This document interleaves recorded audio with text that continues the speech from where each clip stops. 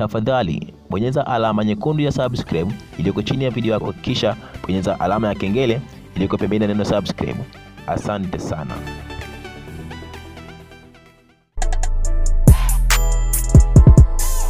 Ule msemo wa kwamba hakuna mkate mgumu mbele ya chai hatimaye umeshika kasi sana katika juma zima la WCB Wasafi, na ongelea Wasafi Classic, ambapo yuko president mzima Diamond Platnumz na wengineo. Ishu kubwa ambayo ina make headline mpaka sasa ni kwamba Harmonize inasemekana kwamba ameporwa mpenzi wake na mwongelea Sara, ambapo pamekuwa na hali ya sintofahamu kati ya Harmonize na mlinzi wa Diamond Platnumz na mwongelea Mwarabu Fighter, ambapo inavyosemekana ni kwamba Mwarabu Fighter ana mahusiano ya kimapenzi na mpenzi wake Harmonize ambaye ni Sara. Hili swala Mange Kimambi ameleka wazi katika page yake ya Instagram kwa kuandika ya kwamba nilikuwa busy na maandamano mpaka nikasahau kuwapa hai.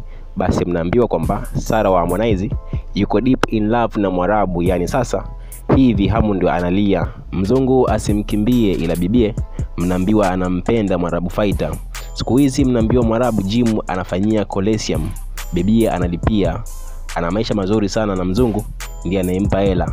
Mnaambiwa mapenzi sasa hivi ni moto sana kati ya Sara na Mwarabu Fighter, ila mimi nampenda Mwarabu sababu na yeye ananipenda, alisema akiamka asubuhi. Hata kabla hajamtumia Sara message za malavidavi, lazima kwanza asome ambacho nimeandika, alafu Sara bora amsaidie Mwarabu kwa sababu Hamo hana shida sana na career yake inaenda vizuri sana.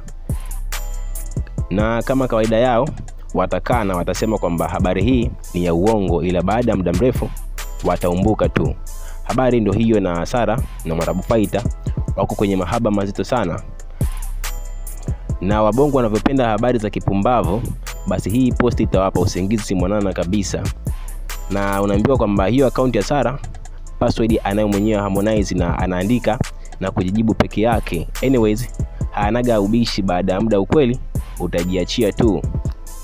Na hiyo ndio issue kubwa ambayo inazidi kutrend na kumake headline sana katika mitandao ya kijamii. Tukaona kwamba sio vibaya tukikusogezea karibu wewe mpenzi mtazamaji uweze kulifahamu hili hapa.